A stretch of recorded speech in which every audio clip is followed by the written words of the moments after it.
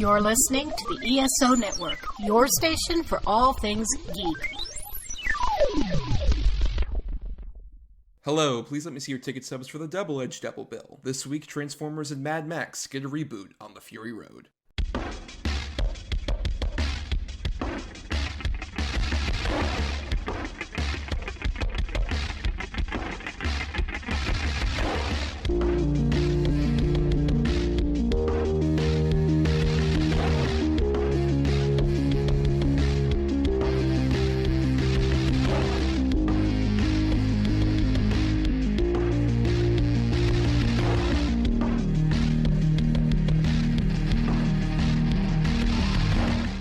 Each week, Adam Thomas and Thomas Mariani will come to the table to discuss the randomly selected yin and yang of a double feature.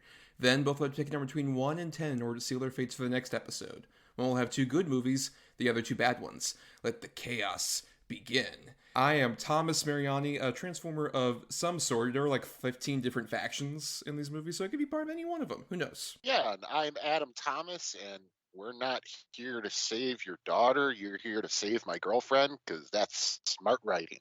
Yes, very smart, very smart. But Adam, we have another person joining here today. We have a great guest who I've been a fan of his writing for a while, and his podcast work, various projects he's done, and he's driving down here on the Fury Road with all the Warboy attire. You can't see it, folks, but it's lovely. It's Mr. Drew McWeeny. Drew, thank you so much for coming on the show. I am shiny and chrome, gentlemen. Happy to be here. Thank you for having me. Oh, no, thank you so much for coming on. Like, I've been such a big fan of yours for a while. In fact, it's interesting, the first time I saw any non-trailer footage of the second movie we're talking about, Mad Max Fury Road, was at a South by Southwest screening of The Road Warrior that you hosted with Mr. George Miller. Wow. Yeah. That was an amazing screening.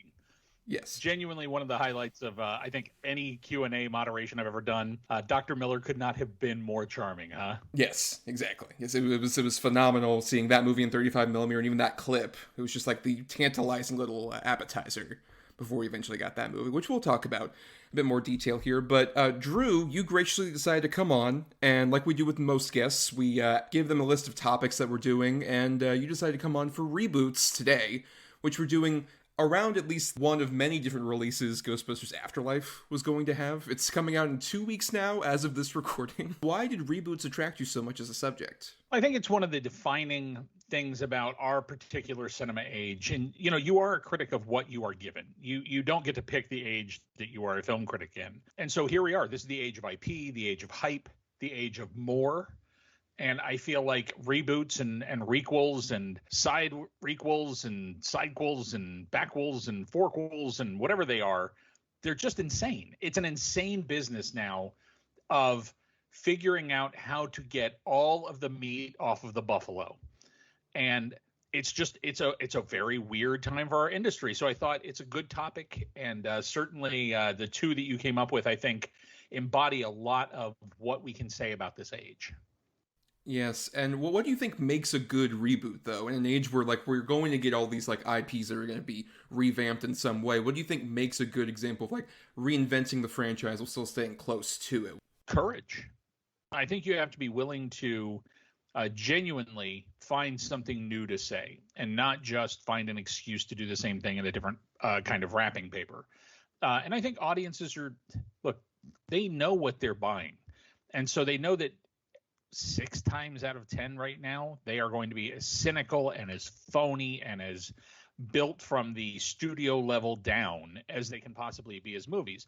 But what's wonderful is when you get that one that is clearly an act of either mad genius where somebody just went, I have this idea and it's insane, but let's try it. Or somebody just honestly has such affection for and deep understanding of something that when they pick it up and run with it, they add something to it and they make it new or better or different in some way. Yeah, I would say I generally agree with that kind of sentiment, that it really requires somebody who either really loves the property they're kind of rebooting or at the very least has a radical new take on it that maybe isn't so precious about it. You can't really have someone who's kind of wishy-washy in the middle about that. The thing is, as we all know, it's a tricky thing, especially like Drew said with modern going movie audiences. A lot of time it is simply the IP that sells the ticket.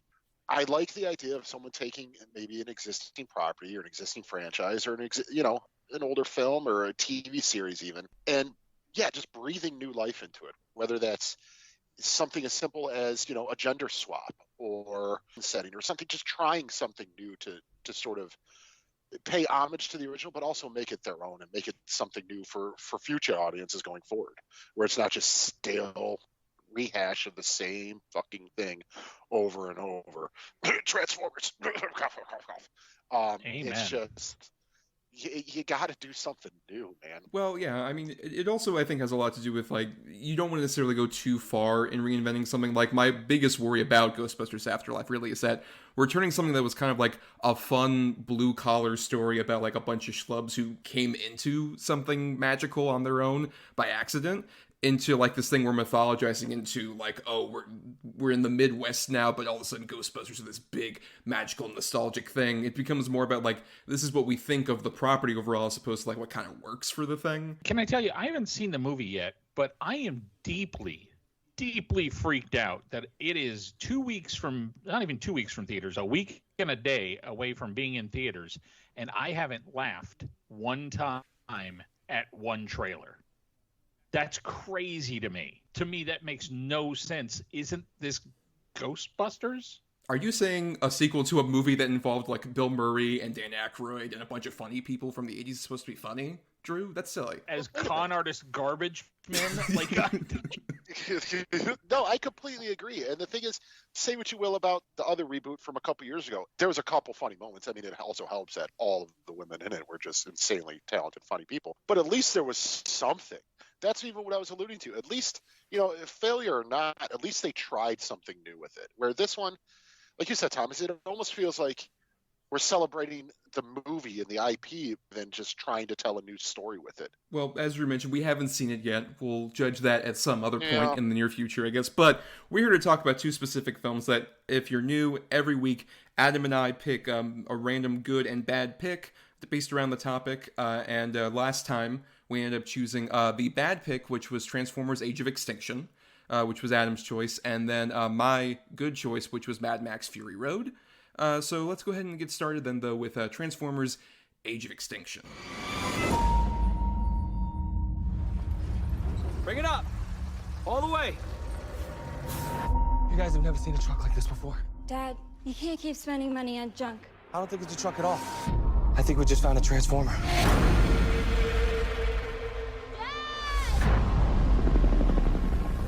I'm gonna ask you this once.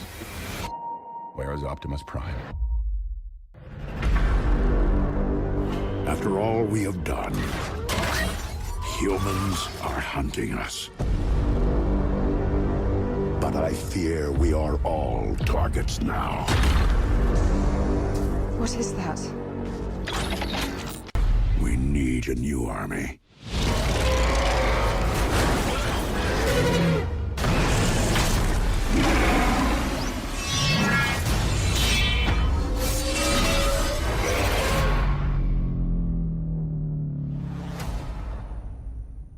And so Transformers Age of Extinction came out June 27, 2014 from Michael Bay, and this is the fourth film he had made in this franchise, and it is kind of a sequel to the other three movies he had previously made, but this is definitely still a reboot in the way of what most would call a soft reboot, where they carry over a few things, like some of the events are referenced, like the Chicago thing that happened at the end of the third movie, and like Peter Cullen's back as Optimus Prime, Bumblebee is back. It's like those designs are still back. But we're mainly following a bunch of new human protagonists, and it's kind of trying to be a clean slate, but it's still the same slate that's kind of dirty in the Michael Bay way of dirt on the lens. It isn't really that huge of a change, despite having huge changes at the same time. Not for nothing, but I just can't buy Mark Wahlberg as like a genius inventor. I just can't do it. I don't know, man. It's like when he was the science teacher in The Happening. It's just like, what? Come on. It's Denise Richards in World Is Not Enough. Yeah, it's that exact same thing where the casting is so insane that you go, is Michael Bay kidding? Is that like his sense of humor that I'm going to cast Mark Wahlberg and he's going to be an inventor? Or is he serious? Because either way, it's hilarious. Yeah, I'll give you that. And also, his name, Cade Yeager. Oh my God. He sounds like a Gears of War character. Like, what the fuck kind of name is this? The problem with this movie is the writing is awful. The dialogue is some of the worst. I mean, it is, that line I did in the opening of the show is in this movie, and it's fucking ridiculous. But you should have a genuine sort of connection where it's a father and his daughter and sort of the new boyfriend and stuff like that. And you should really care and hope that they all kind of make it. And yet the whole movie, I'm like, oh, just kill them all. Like, oh, I get why these movies are successful. I do get it. It's action porn, basically. You know, big explosions, crazy robots and everything. But now we're at the point we're watching this one. I can't even tell what's going on in the big action moments because of the use of the over polished effects and sort of this new technology they invented of this to advertise the pill by Beats by Dre. But it's just, you can't even see the action anymore. Like the fun stuff that you should see, I can't even, my eyes cannot just distinguish what is happening. It's painful to watch, especially at damn near 3 hours. And honestly, this is all about maximalism. Both of these movies are maximalist movies, but they are maximalist. One is made by an insane person, and one is made by this dark wizard who manages to summon thunder every time he gets on a film set. And looking at the way each of them employs the absolute most resources you can possibly lay hands on is a real lesson in who they are as filmmakers. Michael Bay, his movie is a buffet plate packed by a madman who like goes up to the buffet and at the first thing fills 2 plates and then keeps going back to fill more plates. And this is 9 different movies and they all play out at full length. And one of them happens to be about the age of consent laws in Texas because he's a crazy person. And the structure is truly deranged. Your bad guy for this movie is Stanley Tucci, and I clocked it today. It's an hour into the film before Stanley Tucci appears on screen, which is crazy. But I will say this, Jack Raynor punches a cop in the face with his car when he makes his entrance. So that shit happens, and you can't take that away from this movie. No, that's true. I think the buffet description is kind of perfect for Bay in general, who we've talked about previously with like Pain and Gain, which was his movie he did prior to this in between his Transformers movies. And that movie we kind of talked about how it was kind of like him being his full-on sort of Coen Brothers cynical comedy. And that movie's fascinating for that. And I think this at the same time is like him having to, okay, I'm going to do the one for them, one for me thing. And I'm going to do another Transformers movie. But every time he does a Transformers movie, it's, like you mentioned, so many different movies. At least half of the various movies this is are also for him. Because it's him managing to do such weird, cynical, crazy bullshit at every turn in the middle of what should be like a kid's movie. Just like it's about a bunch of fucking transforming robots. This is that moment where they decided to move to the writer's room. And they were going to have a writer's room with like 9 different people in it. And they brought in all these heavy hitter A-list guys. And this is what they came up with. That's what's really amazing is this is a brain trust of Hollywood's highest paid writers sitting in a room laying groundwork for 15 movies no one's ever going to make. The most amazing thing about this movie is in the middle of a Transformers film, which, by the way, these are so violent. If this was human beings doing to each other what they do to the robots in this movie, just that first scene with the green robot getting pulled to pieces by Titus Welliver and his team would be NC-17 and unreleasable in most countries. But they're robots, so, you know, it's okay. It's for kids. What I find truly insane about this film is in the middle, you have this other character, this brand new robot, who brings with him 500 pounds of mythology that he wants to lay down. There are these creators, and they made you, and they're this whole other species, and did you think you came from... You weren't born, and here's all this new backstory that we've never mentioned before, and hopefully it's going to now lead into 50 other movies. That's probably 40 minutes of shoe leather they lay down in this film. It's literally 3 hours long. That's unreal to me. Unreal and unconscionable. I see the writing room for this being like the Key and Peele sketch, where Jordan Peele walks in and lets every writer pitch an idea for Gremlins 2. He's like, "You beautiful bastard, it's in the movie." And that's kind of what this feels like. It was 9 guys with 9 separate ways to make the 4th Transformers movie, and they just went, "Fuck it, we'll use it all." And they're all just standing around the desk from the end of Scarface, the giant mountain of cocaine. I want to tell you guys a story about when I met Michael Bay, because I think it really says it all. And I've never told this story in public before, but it's truly an insane story. When I met Michael Bay, I had already been writing about him for a while, and I had referred to him as the devil several times.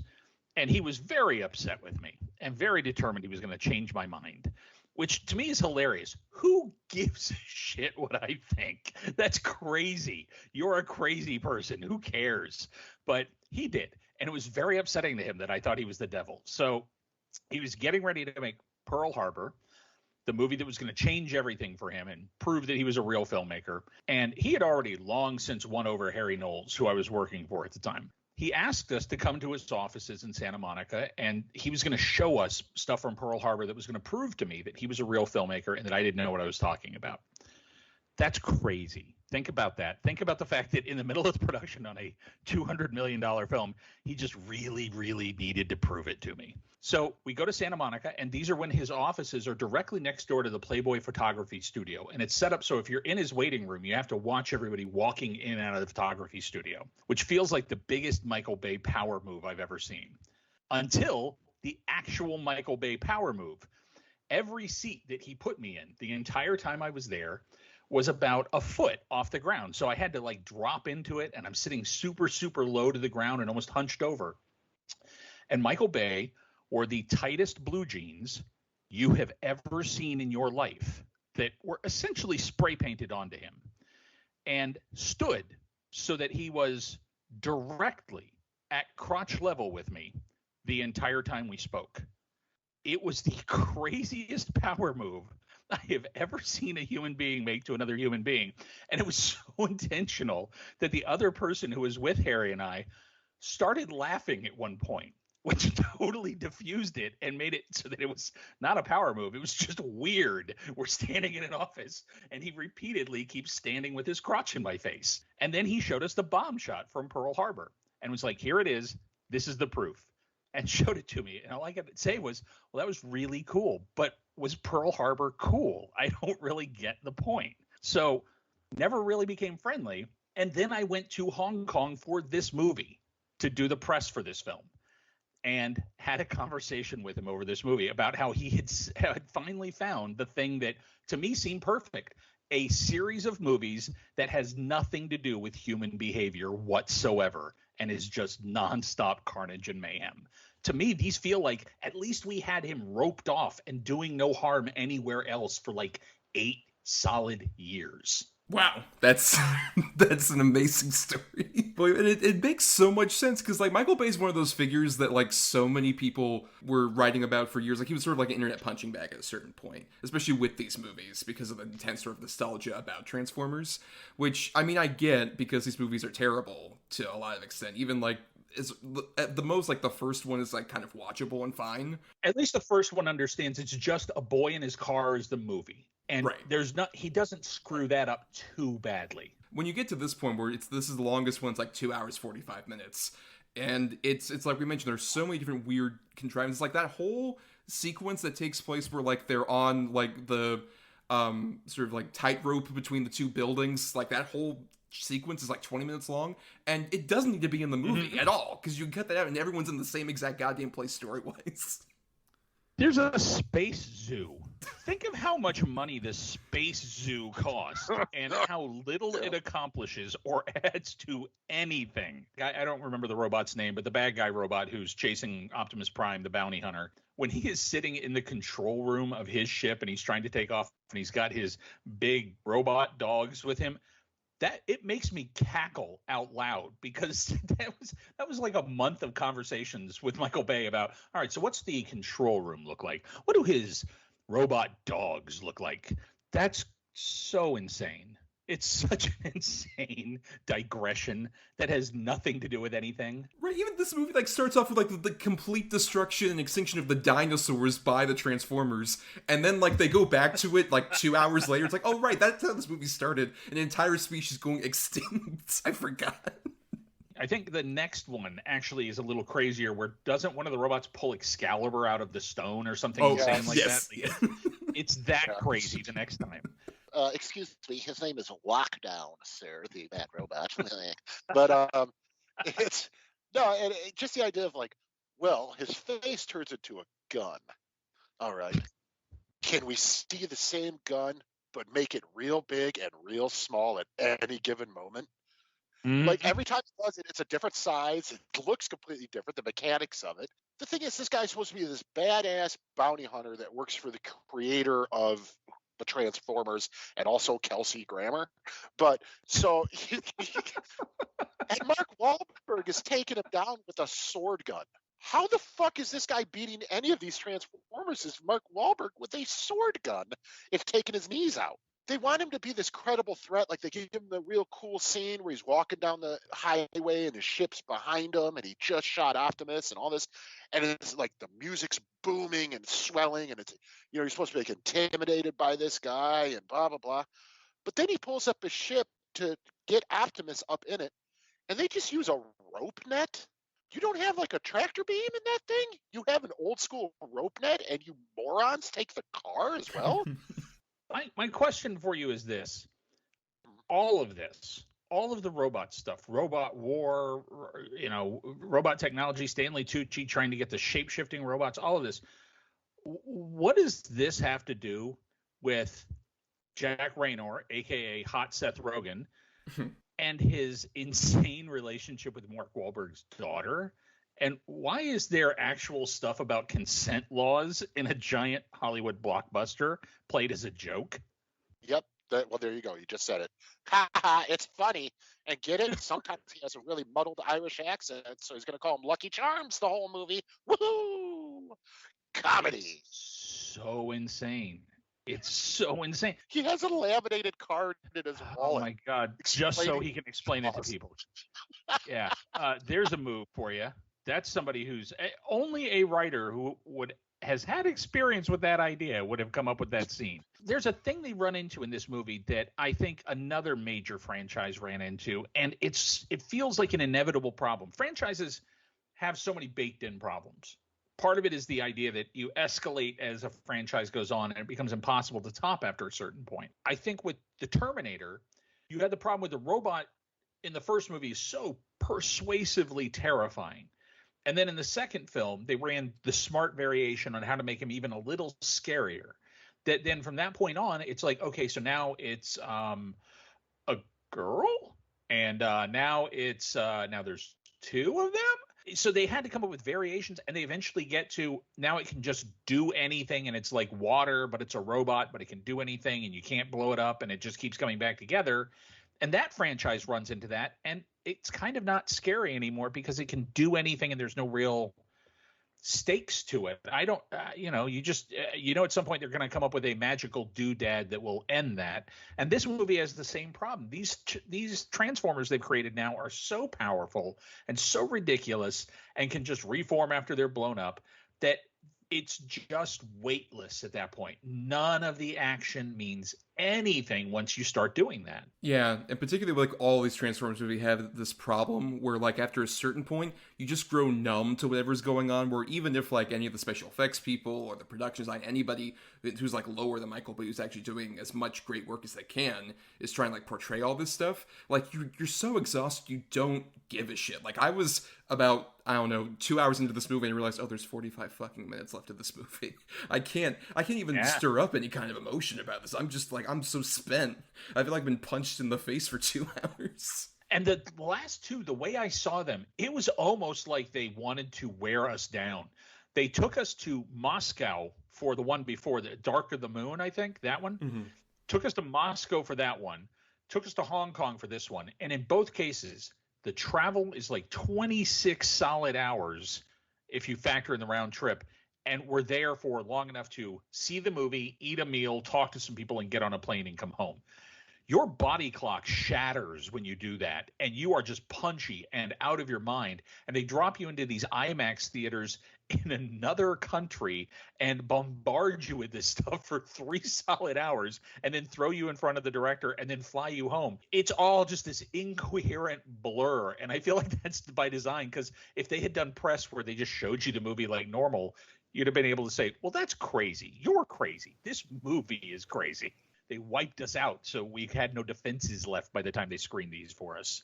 Yeah, especially when by this point, this is when he started doing the weird, like, aspect ratio changes, like from shot to shot, which is even worse by Last Night, but yeah, where it's just like, I'm going to experiment with doing as many different shots as I possibly can, as many different aspect ratios, and it gets to be even more grating on just like, a format level. You're going down to the nitty-gritty of the fucking format for individual shots just changes from time to time. And I saw this one in 3D, so it was really like being punched in the eye by Michael Bay for the entire duration. Which is what you wanted out of a cinematic experience. Isn't that what you wanted ever since you were a little boy? Was to be punched in the face constantly? The only way it could be better is if it was 4DX. Like, I just need 4DX, 3D, IMAX, and then I actually need Michael Bay to stand in front of me with his crotch at face level. So I feel like that would be the best way to see this movie. I started it last night. I'm like, because I know I'm going to forget it. I got an hour in, and I'm like, I can't fucking do this tonight. I can't fucking. I stopped it right when all the other Autobots got introduced, because I'm like, oh, this is fucking dumb. So I stopped it, and then I picked up my daughter today, and I'm like, okay, I got to finish this movie. And in total fairness, she fucking had a blast with this movie. Whoa, I did not see that coming. I got a little more enjoyment out of it, but she's 6. So, you know. Well, and that's what some of this storytelling feels like. It honestly feels like, at this point, just kids bashing action figures together. And I feel like they must say, it's at a certain point, well, isn't that what it is? So does it really matter? And as somebody who had to write about all these films, you feel like a flaming idiot writing a plot synopsis for these movies. You feel insane when you write, and then they need to give them the seed, and they're going to trade them a prime, and then when that happens, then they betray them in Titus Welliver's CIA Black Ops. Oh my God, what am I writing? Like, you just feel crazy trying to describe them. Reading the Wikipedia summaries for these movies is fascinating, because it just feels just like this is like weird stream of consciousness bullshit. It's like you mentioned it, in that comparison of like, oh, it's like kids playing on a playground. Like, a kid wouldn't have the fortitude to make all these different huge plot ideas that are going on in this fucking movie. It would be simple like the original, like, Michael Bay movie. That's what kind of works about the movies, that it's simple and grounded enough to where you have like these digressions that are Bayish, but it doesn't feel like we're just having huge detours that take like 20 minutes. Oh, I'm sorry. I meant that this was the story being told by the kid who lived next door to Andy in Toy Story after he found his first meth. That's what I meant. That's true. Very Sid-esque storytelling. It's from that's a fair point. And I mean, I think what we're talking about, we're like, I watched a lot of these movies again in a row here recently, because I'd never seen this one or the next one. So I rewatched the first 3 and then watched these other 2 in the, like, last week or so. And they all just kind of blur together in a way that's fascinating, to where this is supposed to be a soft reboot, but it still feels at the same time like he's only doing it as much as like he's casting new actors, because it feels like Megan Fox and Shia LaBeouf were through with being involved with so many of these movies. So now he has to like get new people to try and like restart this franchise again, but still doing the same shit over and over again, and just even getting meaner. Like earlier on, there's a whole point where we didn't mention TJ Miller's in this movie, unfortunately, but he also gets a death that is like horrific. That, like, if I was a small child, I would be terrified by it. A death that is literally a reaction to working with Bay. He was supposed to be in the whole film. Right. And he and Bay had such a horrible, horrible working experience, with Bay just screaming at him, evidently, the entire time, and TJ Miller having zero idea how to react to that, that at a certain point, Bay just said, fine, you're dead, and just killed him out of the movie. I think TJ Miller gets off light. Like, it's he gets out, and he is done, and he didn't have to go to Hong Kong, and I bet he was happy. Right. I think that's the thing. It's just like so many of these weird diversions that keep like happening here. Like there's a whole Transformers we haven't even mentioned. Like Ken Watanabe plays a samurai one, and probably my favorite, honestly, is John Goodman plays a Transformer who's just Walter Sobchak from Big Lebowski. Mm-hmm. As a Transformer, he's my favorite character of the whole movie because he has a cigar for some reason that's the size of a human being. Hey, listen, Kate Jaeger, I can get you a toe. You need a toe, I can get you one. Basically. It's just, that's the kind of lunacy where, like, I'm fine with a big celebrity play, like, a random Transformer who we've never seen before, but is Optimus' buddy from way back, evidently. Sure, of course, we can go with that. But, like, that's just, like, if that was the only one of these, like, weird diversions, I'd be fine with it. As opposed to, like we mentioned, it's stimulus overload, this whole movie, to the point where, by the end of it, like we mentioned, you are just tired. Like you said, it's just a cobbled together mess of 9 to 15 different ideas, and nobody really knows what to do. The TJ Miller thing comes out of nowhere. Stanley Tucci's a good guy now, all of a sudden, because he talks on the phone with Mark Wahlberg for 5 seconds. And, not to get into the next movie too much, but why is Stanley Tucci a drunk Merlin in the beginning? Like, what in the fuck? Like, was he contracted to do another movie? And they're like, I guess we'll do it like this. Yeah, maybe. Like, I would not be shocked if they actually had a sequel option on him, and that's how they burned him off. Which is, by the way, the most awesome idea. That's the best way to do it. Just please, just let me Renaissance fair it up, and I am out the door, man. Fairly good point. I think that's the thing is, I would say like something like A Last Night is probably my favorite of these sequels because it goes for like these bizarre things, but I think it commits more to some of these bizarre bits. Like there's a whole butler character that Anthony Hopkins is, that's just like a crazy murder robot man who's voiced by a Downton Abbey guy. Shit like that, that's at least a bit more fun than like this one just feels a lot more like mean and grating in a way that just, especially for trying to be a relaunch of this franchise, it just feels so much more like oppressive. Like, what do you think like this does wrong mainly as a reboot, Drew, compared to like what a soft reboot should even be, where it kind of carries over some stuff? It's interesting because the soft reboot is such a strange idea, and we've only seen a few franchises pull it off where you kind of reboot but you kind of don't. I think the most successful that I can think of is James Bond, when they went from Brosnan to Craig and they kept Judi Dench but they dumped everybody else. Mm-hmm. So it's kind of the same M, but it's not the same M because he's a young spy. Who knows? But it worked and nobody gave a shit because they loved Judi Dench and they loved her chemistry with both of the guys and it worked. So you accept it. That's really the trick, is you just have to know which elements your audience really wants you to hold on to and which ones they're okay with you mixing up. And, sometimes in a case like this, keeping Peter Cullen across the entire everything for as long as they possibly could and trying to keep Peter Cullen involved, that makes sense for the people that grew up on it. It meant nothing to me. I don't care one way or another. All I care about when I'm watching a movie is how the actual movie works. I have no nostalgia for Transformers. I was not a young enough kid when they came out. I was already a teenager, and to me it was like this annoying toy commercial that was on in the afternoon. But I understand that there is a huge nostalgic affection for things, and I see why they tried to carry some of that over and they tried to hold on to some of it. And this is a case where nobody involved really loves this stuff. They're just trying to figure out what the fans love and pander to that, and that's a losing equation almost every time. The only time we've seen one of these movies made by somebody who actually seems to like Transformers was Bumblebee, and there's a very clear difference when you watch it. Yeah, for sure. I mean, Adam, I know we've talked before that you're a fan of like the older Transformers stuff. So what do you think like these movies in particular, I guess this one, doesn't really achieve that you liked about that, at least when you were younger? I mean, I'm not like a huge nostalgic fan for it. I liked it when I was younger. I liked the toys. It hit me right at the right age. I mean, it's robots that turn into planes and shit. It's kind of cool. It was fun to play with. The thing is, I don't know. I don't know, because I'd argue that the first one, like we talked about, really did work. I mean, there's some problematic points to it, but it's still a fun movie. And Bumblebee was super fun. I think that's the problem that's sort of missing out of these. There's no sense of fun to it anymore. It's just become a formula. Like there's no whimsy that's earned. The jokes that they try to tell, they're just placeholder jokes that don't really work. And you could tell it's like just for a moment of levity. And you should have more than a moment of levity in these Transformers movies that are based on 80s toys for children. That's why Bumblebee worked so well, because Haley Steinfeld had the sort of relationship with the neighbor was really fun. Her relationship with her mother was fun. John Cena, it was fun. There's fun things in it. And the first one, Shia LaBeouf and his parents, super funny. John Turturro in the first one was still good till the second one when it got ridiculous. But it's just, there's nothing about it that says, hey, we're having a good time here, so you can too.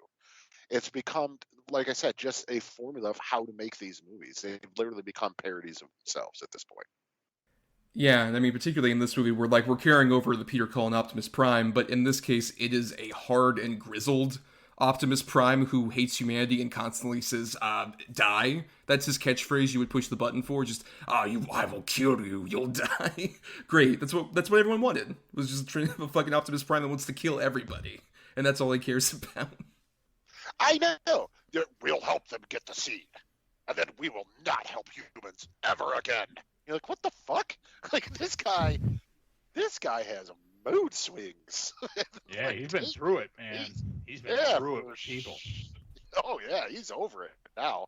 This big, giant killing robot who supposedly is the heart and soul of the franchise is really pissed. Heart and soul missing from that heart and soul, for sure. But, we've been talking quite a while about this. Let's do some quick final thoughts and then get into our next feature here. But first, Drew, any final remaining possible thoughts about Transformers Age of Extinction? I think it suffers from a total lack of interesting human beings in the movie. I think it is an insane length. I think it is so clear that this is what happens when you have a writer's room and they're just throwing everything at the wall. Nobody's making any strong choices. And I've worked with Bay, as crazy as that sounds, and he needs somebody who is willing to make strong choices and push and try to challenge him on them, or you get this every time. Adam, your final thoughts? I mean, it's terrible. It's just a terrible. It's dumb, and it's sloppily written. And I agree with Drew. There's not a single sort of human character that you can get behind, either loving them or hating them. They're all just sort of bland, bored, milquetoast, fucking basic representations of different ethnicities and sort of corporate level and government, scumbags. It's just a lazy, lousy fucking bore fest of the movie when it really shouldn't be, because it's filled with robot fights and explosions. Yet I want to sleep during this thing. Yeah, I mean, I generally agree. The only thing I'll pretty much add is just the fact that I would say it's almost the worst one. The only thing I would say is worse slightly is the second one, Revenge of the Fallen. If nothing else, because despite how loony this is, at least it did have writers that worked consistently on it, as opposed to Revenge of the Fallen was a big writer's strike movie. Oh, the big writer's strike movie. Yeah. Yep. It is just like, it is incomprehensible garbage, even more so than this one, which is saying a lot, because this is also pretty incomprehensible garbage. But you know what? This one has John Goodman, Optimus Prime, with a fucking cigar. There's that. At least. What happens when you have a writer's strike and there are no writers working on a Transformers movie, and they make the movie anyway with Michael Bay just like free jazzing his way through? You get robots with balls. Yep. That's what happens. Yep. It happened. That indeed did happen. But before we get to another movie that happened despite all sorts of issues, here is a promo for an ESO show you can queue up right after ours. Hi everyone, it's Nathan, host of the 42 Cast. Our second season is just underway, and it's never been a better time to check in on what we're doing. Whether it's talking about the latest movies from the MCU, watching the Arrowverse shows, talking about classics such as Star Trek and Doctor Who, playing 8-bit video games, or sharing celebrity interviews, the 42 Cast has something for everyone. So give it a listen, and discover why it's the ultimate answer to fandom, geekiness, and everything. The 42 Cast is a proud member of the ESO network. And now let's jump into Mad Max Fury Road.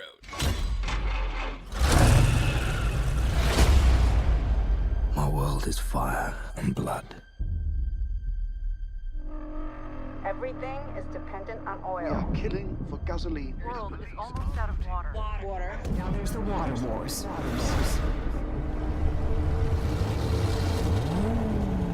Here they come again. Oh, what a day! What a lovely day!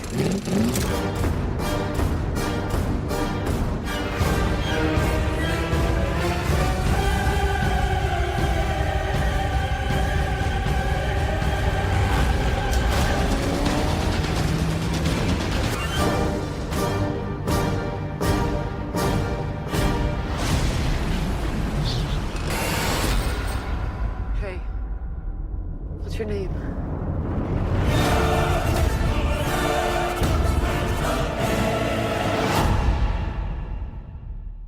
So Mad Max Fury Road came out May 14th, 2015. from George Miller, who had made the previous 3 Mad Maxes 30 years prior to this one coming out in 2015. And Fury Road was one of the more infamous examples of like delayed productions because of so many different problems that included like, they tried to go to the locations in Africa around the time 9/11 hit, so production got canceled out of that, and like rainfall caused vegetation to grow over the deserts and stuff, so that also delayed production, and it was just like so much stuff that made this movie sort of one of those like big hills, like, oh my god, is he ever gonna do it? And can he do it after like doing Happy Feet and all this other like kids stuff? Can he go back to that?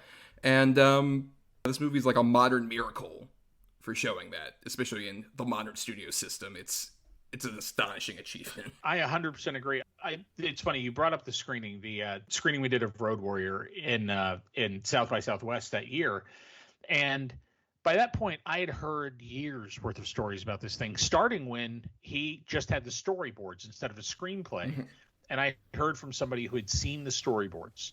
This was probably 6 years before the film came out, and they described them to me, with such a sense of awe and absolute befuddlement as to how he expected to do the things that were in the boards. And they were laughing. They were like, it's truly crazy what he's going to try and do. But he's like 60 something now. He's like 70. There's no way he's going to pull this off. And then little by little, as they went through the ups and downs and they didn't get to shoot, then they finally did shoot, then there were all the back and forth with Warner Brothers. Every bit of buzz that I heard from inside Warner Brothers was terrible, except for one guy. There was one guy in marketing who just kept saying, everybody's wrong. Everybody's wrong. You don't know what he's doing. Everybody's wrong. And then very, very near the end, right before South by Southwest, he started getting really excited. He was like, everything I thought it was going to be, it's happening. It's coming together. Wait until you see stuff. And I remember that feeling, the early bits of footage that you saw. And it was just the craziest like escalation of everything he'd done in Mad Max. And I started to get hopeful, but at the same time terrified, because Road Warrior to me is very special. I hold that as one of the greatest action films ever made, period, by anybody anywhere. And it's because it's real. It's because they just went to the desert and these crazy people just shot this lunacy, and it's remarkable. And I thought, I'm terrified he's going to ruin that legacy. The third film is a mixed bag for me, but it didn't ruin the legacy. A bad film really would have this many years later. And I remember the first screening of Fury Road. I remember being so happy by the middle of the movie, that I had tears in my eyes. I just couldn't believe what he did. And I still can't. I look at it now. It's one of the first 4K discs I bought when I upgraded to 4K. And I look at it now, and it blows my mind that he did this. That it's a physical thing they went and shot. That it's not just CGI. There's no way human beings made this. No, yeah, and I remember at that screening, when even we saw the one clip that he showed from Fury Road, I'm like, this looks great. But at the same time, I had that worry after seeing Road Warrior on a 35mm, like, especially, that has one of the most insane stunts with the guy who, like, flips on the car that wasn't planned. I love that guy. Yes. I love that guy, and I love the old behind-the-scenes film that they released on the Flipcase DVD for the Road Warrior, where they have, like, it's a 17 or 18-minute behind-the-scenes film from Australia, from the age when they actually released the film. And they show the making of that stunt. And it's one of the funniest behind-the-scenes films you'll ever see, because they repeatedly, throughout the film, anytime they show the setup for a stunt, they tell you what's going to happen, it doesn't happen, and the narrator says, something has gone terribly wrong. And they do it like 3 times, and when they get to that stunt, and they do that stunt, and the guy goes end over end, and he says, something has gone terribly wrong. I remember seeing that theatrically at a But-Numathon where we showed that behind that making of film, and the audience could not recover after that one, because yes, something has gone terribly wrong. A man flew end over end at a camera, and yet that guy not only got up and walked away, but was the stunt supervisor on Fury Road. One of the things that when Miller told me on that stage at South by, I couldn't imagine. That's unreal. Of course he is. I would have made that guy stunt supervisor if he did that and walked away, because he's obviously superhuman. Yeah. It's stunning work there. But Adam, what about you? You're a fan of the original Mad Maxes, and were you kind of trepidatious similarly when Fury Road was coming out? I'm a huge fan of the originals.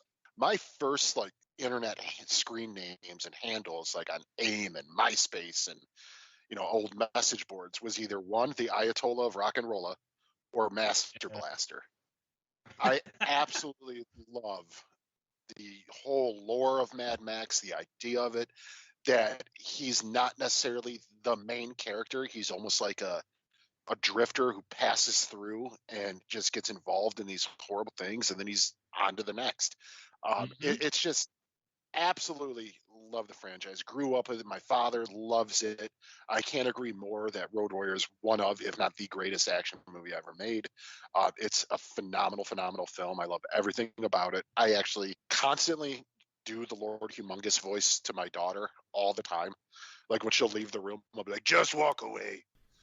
It's just, I absolutely love it. And so when I saw the previews for Fury Road, the only thing I was nervous about was being able to accept someone else's Max, because I was so beholden to the originals. And not to discredit Tom Hardy, I think he's one of the greatest actors working today when he's really on. So I was a little bit nervous about it, but everything else looked legit.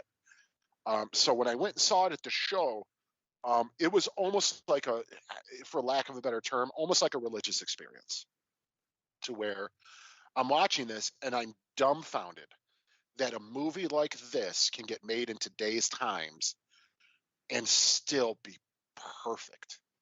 George Miller has, especially with this universe, has such out there crazy ideas. I mean, Rictus Erectus, what the fuck? But it just works and you love it. I absolutely love this movie. I think, where Road Warrior might be one of the greatest of all time, this is easily one of the greatest of the 2000s action movies. Oh yeah. It's everything about it's phenomenal. I love that, it's the same guy who was Toe Cutter in the original back as Immortan Joe in this. And just things like that. It's so great. Right. The same way that I'm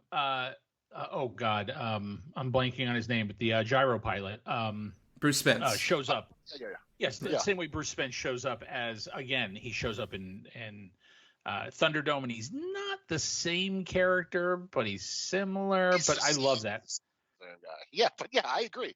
I love it. And the thing is, that's why I love this movie so much.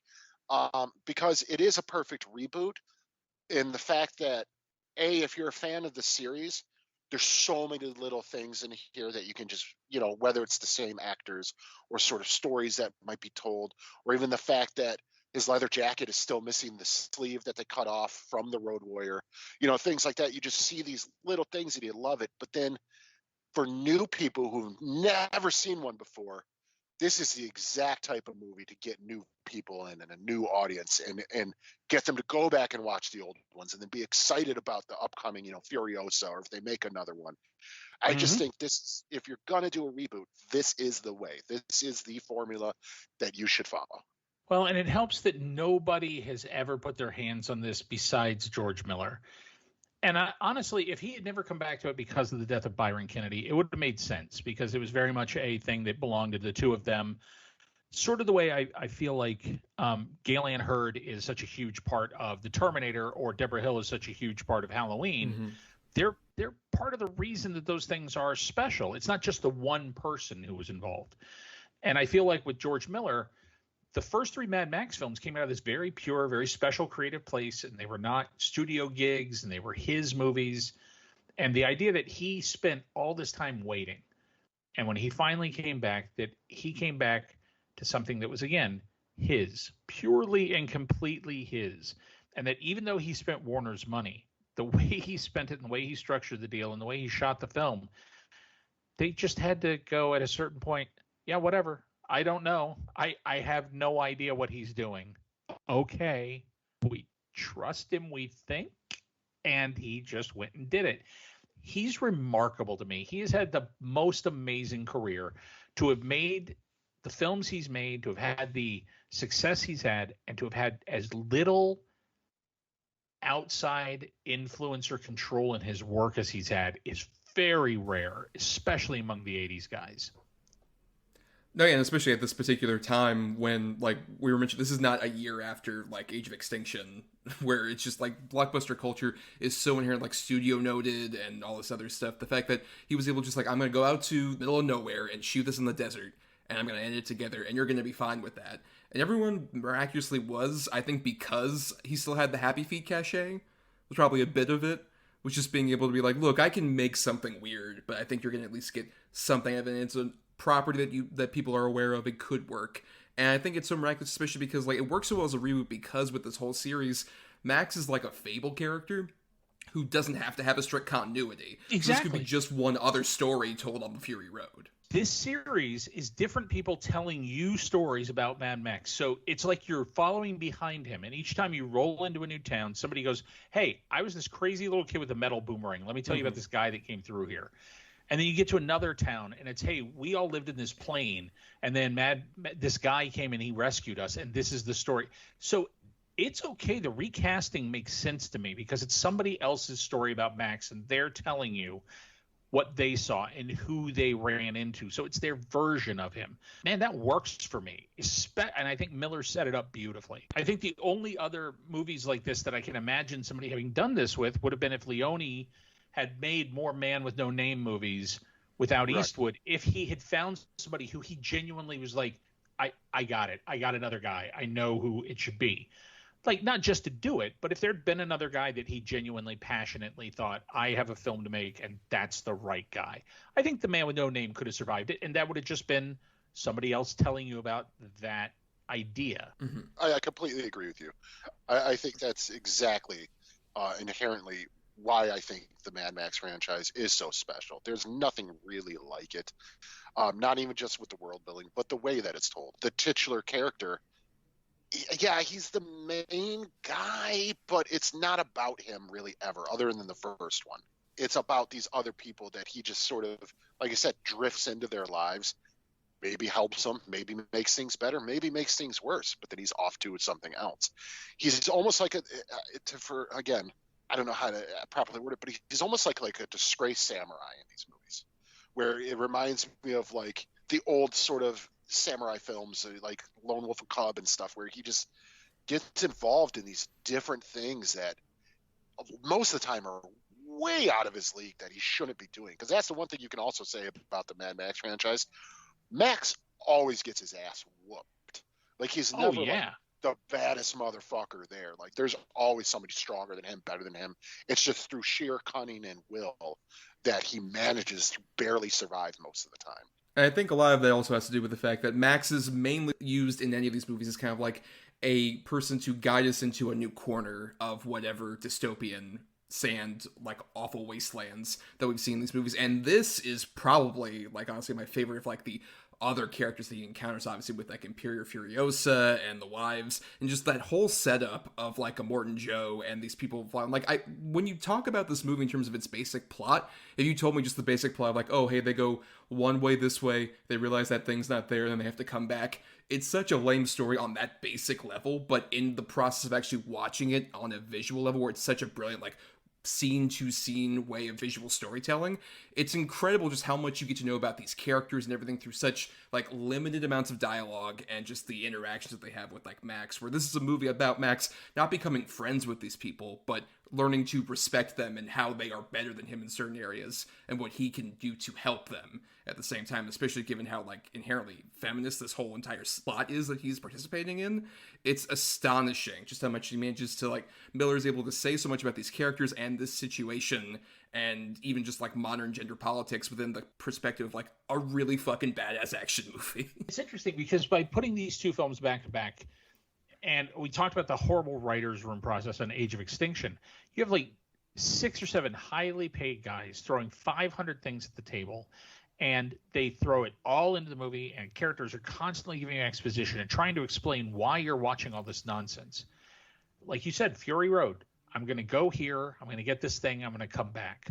And then I actually changed my mind and I went somewhere else and they chased me. That's the movie. That's it. That's all the storyline is. By keeping it that simple, he's allowed to then get as complicated as he wants with everything else. He can do the world building. He can do the action sequences that are 27 minutes long each. He can do all that because the simplicity of the storyline, you're not overwhelmed by what he's throwing at you. You can have one or the other. You can't have both. You can't make this insanely complicated storyline and mythology and everything else and then have action scenes where 400 moving parts are happening. You can't. One or the other. Pick a lane, man. That's what George Miller does so well. He knows that. It's the simplest framework possible, and it allows him to just sing opera full volume the entire time. Yeah, and especially with just the fact that we're able to do that and get like all these peeks into this world, but also like you mentioned, like never fully exposit. Like there are so many great details, like how all the war boys are praying to an altar of steering wheels. And it's like, we don't need a huge elaborate thing about like, we worship the steering wheel god or whatever. It doesn't matter. That's just like a really cool detail that gets you into this universe and progressively just get further and further down. Especially like, you know, one of the best things about this movie, the Doof Warrior, with the giant guitar that has the giant flaming sword on it. And he's like on a huge stereo truck.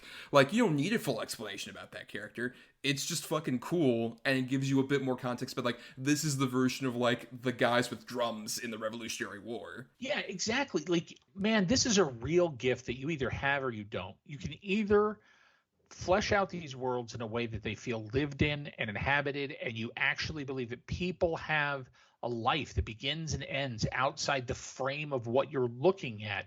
And that's what Miller does so well. I always believe that as crazy as the Mad Max world is, I buy it. Like, I buy that there's a reason that it shook out this way. I buy that there's a political structure that has asserted itself. I buy that this is the way social behavior works. He understands people so innately that his world makes sense. You look at so many of the ripoffs of Mad Max, and they don't understand what he did or how or why it was. The world's become these insane metaphors that no one would actually live in. And that makes me crazy. I can't watch movies like the Divergent series where it's our world is a metaphor and no one poops. Yeah, no, I agree with you. There's just something about the way the lunacy of it all, but the fact that it all just sort of connects and you're willing to just go with it. It's just masterful. Like Thomas said, you know, the praying to the steering wheel god. I don't need to know why they're doing that. And the Doof Warrior, and also why their end game is Valhalla. What the fuck? Just a perfect promise for all your guys. Hey, whatever happens, if you die, if you blow up, whatever. Hey, man, Valhalla's there for you, and that's what you want. So kill yourself faster. It's even better.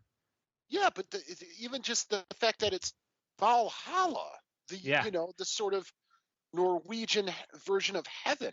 You know, it's just the world is a garbage dump. Culture, whatever has survived of culture, it equally could have been Darth Vader. It could have been like whatever. It's just something that he remembered that stuck, and it was a great sounding name. Yeah, it's masterful in its execution in that, to where, you know, you get the idea that, you know, Immortan Joe or maybe whoever was before him found an old book and learned about Valhalla that way, and then implemented it into his rule and forced this religion upon his subjects or whatever, even if you want to get that deep with it. But you don't have to. That's the thing. That's why it's so good. Like, I don't need the explanation. I'm just on board. They want to get to Valhalla and shiny and chrome. Yep, let's go. How great is Nicholas Hoult in this movie? Oh, phenomenal. That's what I was about to say. It's like, Nux, I think, is like such a great example of how, like, you go into this and you just see, like, it's Nicholas Hoult in, like, white makeup. Why should I give a shit? And by the end of the movie, you're, like, emotional. Just like, oh, they're witnessing him. It's beautiful. They've witnessed him. It's something that you didn't even fucking have any context for before this movie started. By the 2-hour mark, you're crying. Yeah, dude, Nicholas Hoult sold the movie in the trailer. What a day. What a lovely day. People were like, what the fuck is this? Like, that sold this movie, his one line, to a lot of people. When they did the press day for this movie at Warner Brothers, they had 2 sound stages that they had set up with costumes and some of the cars and everything else. And then they had it set up so you could go and do the video interviews and talk with the various cast in front of the props and things. And it was interesting because, like I said, Warner Brothers had zero faith in this film until really the very last second. And it wasn't until we started telling them what our reaction was that they started to believe it. And at that press day, I remember the conversations I had specifically with Nicholas Hoult and with Charlize about how much I lost my, like, not just I didn't like it, like I think it's a masterpiece. And both of them genuinely couldn't separate the experience out yet. And you could tell it was just starting to settle in that, wait, we might have done something here. We might have actually done something good. Like, it was remarkable to me that you don't know when you're in this movie. You don't know what you're doing. You don't know how it's going to cut. You don't know what his vision is. That it can be that punishing, that much of an endurance test that by the time you're finished, you're just convinced it's not going to work. It must be remarkable to sit in the theater the first time, like an out-of-body experience, and see this insane fever dream masterwork with you at the center of it. Yeah, and we haven't talked enough about Charlize in this movie and how astonishing she is. Oh. Like, someone who'd already proved herself as such a great actress, but then really fully cemented, like, oh no, I can also be such a badass action star. What is it the kids say? Understood the assignment? That's right. Charlize understood the assignment. Indeed. Yes, she understood the assignment perfectly. Because Furiosa is one of those, another great example of like a character who, going into this, you're just like, oh, is Charlize Theron who's bald? Okay, I guess I'll see how this works. And by the end of it, you are so with her, with how much she's had to gone through and how much she wants to go to the green place and realizing that's gone. That shot of her like in the sand screaming into the sky is like one of the great sort of like big tragic moments. On paper, once again, another dumb thing of just like, oh, she's screaming into the sky. We've seen that 100 times, but it works because you're in the middle of her, with her in that sand, all this sand like piling up around her. It's such an incredible performance from her. That's the thing about the Furiosa character. Now, I'm not a big fan of spin-offs. I'm really not. I think more often than not, they don't work. But when it was announced that they were going to do a spin-off about Furiosa, and especially when they announced who they cast, with Anya Taylor-Joy and things, I was like, oh, I am 100% on board for this.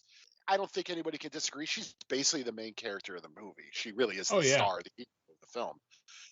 And it's such a compelling story. It's one of those characters to where they don't really tell you much about her backstory in the movie, and I think that's okay. I in the context of the film, but there's so much that I want to know, and that's very rare for me. I usually like as little backstory as necessary, but for this one, I'm fully on board. I'm like excited for Furiosa very, very much. Yeah, my guess is that when we see her initially, she's going to have two arms. So I'm going to guess this is going to be one of those movies where some little piece of what we know about Furiosa is going to be baked into the thing. Normally, I would dread that. But honestly, George Miller has never steered me wrong inside this universe. And it's not something that anybody pressured him to do. Nobody made him do it. Nobody can make him do it. He wants to do it. Okay. Yeah, whatever. You are the man when it comes to this fictional universe. I'm in.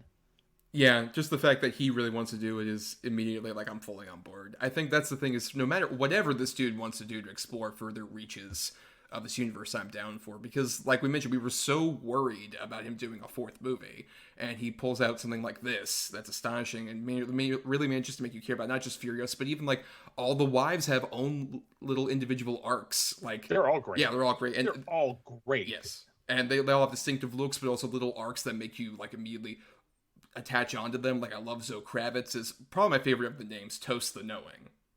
That's just a fucking amazing one of these names. Or like Abby Lee as the Dag immediately, so striking. That's the thing. He casts people who half of the performance is just how they look, and he has such an impeccable eye. And that movie is just wall to wall, one perfect image after another. It's the perfect mix of CG and actual stunts. It's the perfect mix of physical and practical effects. This was a rare kid. My kids were 2014. Toshi would have been 9. Alan would have been 6. My kids were too young for this movie. And I said, you know what? We're going to make a mistake. Because in the future, you were going to want to say, I saw Fury Road in a theater on the biggest screen I possibly could. it's an experience like when I was 10, 11, and I saw stuff like Excalibur or that kind of a film in the theater. They made a mark on me. And Fury Road was one of those experiences I really wanted the boys to have theatrically. And I regret nothing. It's absolutely formative for both of them. And they adore it. I think that's amazing. My dad did the same thing with me, believe it or not. I saw RoboCop in the theater. I was way too young, but I'll never forget it. I saw Terminator 2 in the theater. I was way too young. I'll never forget it. Total Recall in the theater. Way too young. But it's those moments that I remember with those type of movies that I would put on par with this movie. Yeah. This is a lightning bolt, and I don't know if they'll ever get a chance to see this thing in the theater. I want them to have the full experience. I want them to understand what it's like on the Fury Road when that chase is really happening, or when you drive into the dust storm, or when you I want them to feel that. And they love that movie. This is one of those rare movies in this day and age where I don't go to the theater multiple times to see the same movie over and over again. I knew I had to for this. I at least saw it 2 more times. Even one of them at a cheap dollar theater, didn't give a shit. Still looked great. Didn't care that it was the stickiest possible floor or whatever. It's still amazing on any screen. You're not alone. I saw it at the press screening first, and then I was offered the chance to host a screening of it. And when I announced the screening, I immediately got contacted by Edgar Wright, Patton Oswalt, a whole bunch of people who'd already seen the film, who were like, can I come to your screening? I just need to see it again. I really need to see it again. And while it was in theaters, I saw it in IMAX. I saw it in a regular theater. I saw it on a Dolby Vision screen. I saw it at a drive-in. I went repeatedly. I just couldn't get enough of it.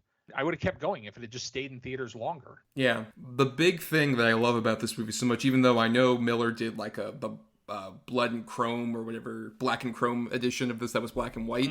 This movie is my favorite use of color in a movie in ages. It feels like it's the next evolution of I feel like I'm somebody who was watching The Wizard of Oz for the first time watching this movie with the Technicolor thing in that context. And here it's just it's the next step of that.